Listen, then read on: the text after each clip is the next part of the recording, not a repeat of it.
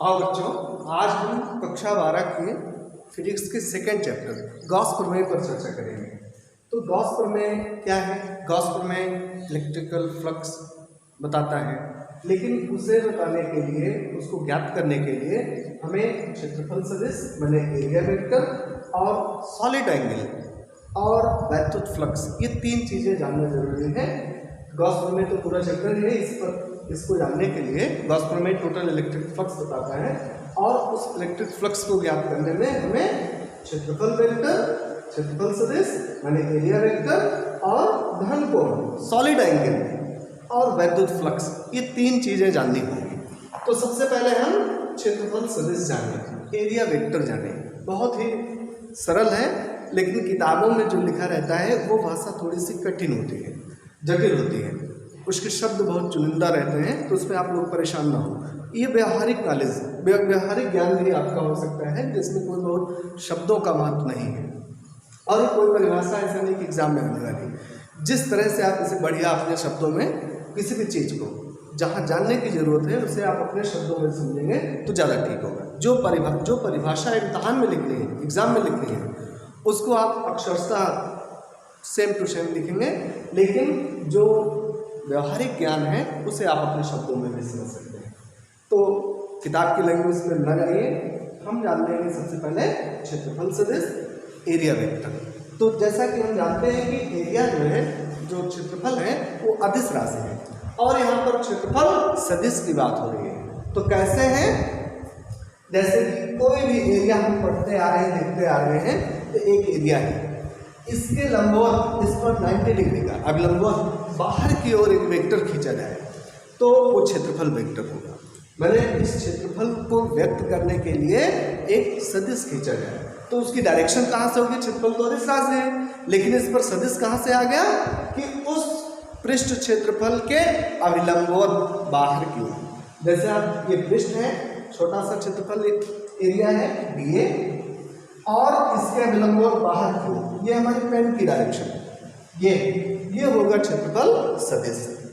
तो इसी चीज को हम कागज पर व्यक्त करेंगे, ब्लैक बोर्ड पर व्यक्त करेंगे। यहाँ पर एक क्षेत्रफल है वो लिया गया है DA और इसके अभिलंबवत बाहर की ओर एक ऐसा वेक्टर खींचा जाए जिसका परिमाण, जिसका मापांक, जिसका डिटर्मिनेंट इस एरिया को व्यक्त करे, इस क्षेत्रफल को व्यक्त करे और इसकी डायरेक्शन उस एरिया की सतह के अभिलंबवत हो, नॉर्मल हो, बाहर की हो।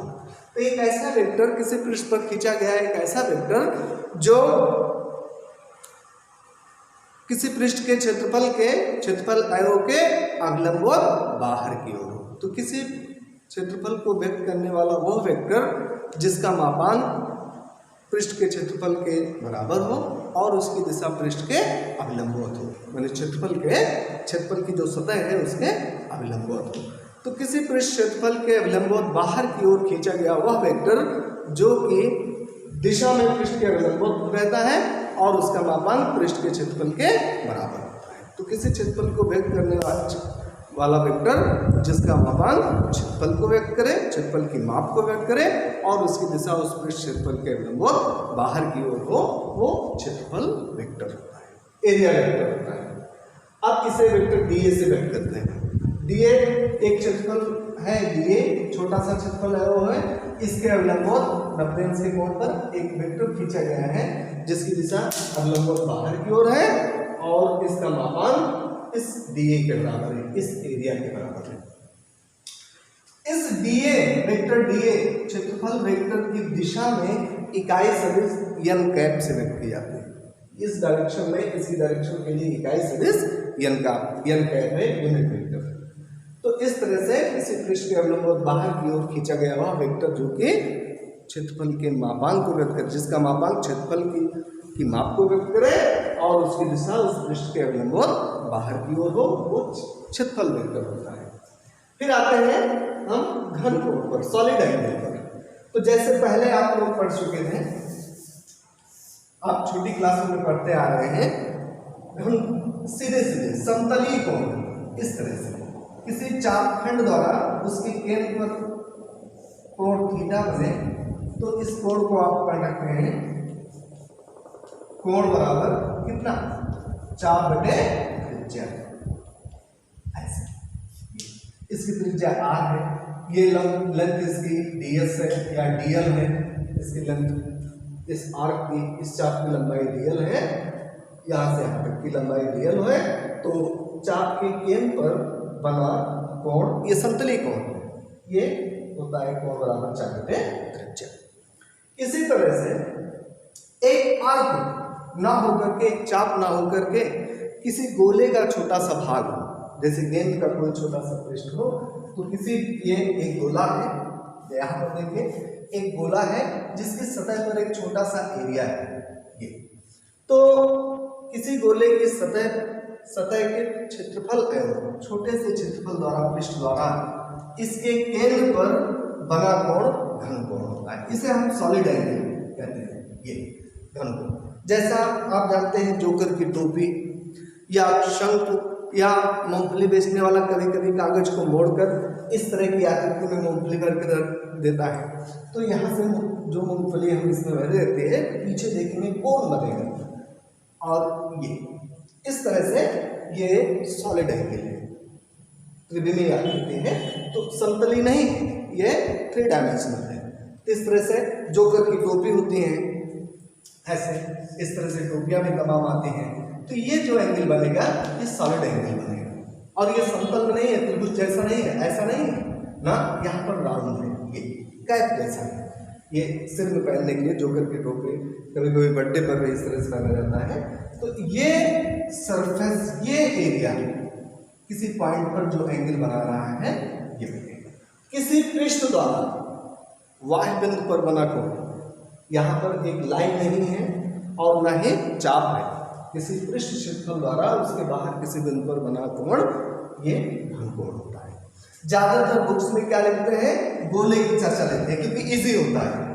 किसी गोले के पृष्ठ क्षेत्रफल द्वारा, छोटे से क्षेत्रफल आयोग द्वारा, गोले के पृष्ठ पर क्षेत्रफल आयोग द्वारा इसके केंद्र पर बने कोण को घन कोण कहते हैं। ये बुक्स में लिखा रहता है, लेकिन ये कोई जरूरी नहीं है, गोले के अदरवाइज भी हम इसे निकाल सकते हैं, गोला ना हो तब भी, लेकिन बुक्स में इस तरह से लिख देते हैं ताकि गोले के अजम्पशन जल्दी समझ में आता है। तो इस तरह से अगर ये पृष्ठ, इसको निकालने के लिए क्या फार्मूला है घन कोण को निकालने के लिए, जैसे ये सॉलिड एंगल हमारा है डी ओमेगा, इसको हम डी ओमेगा से रिप्रेजेंट करते हैं। तो सॉलिड एंगल, ये एक गोला है जिसका केंद्र O और त्रिज्या r है।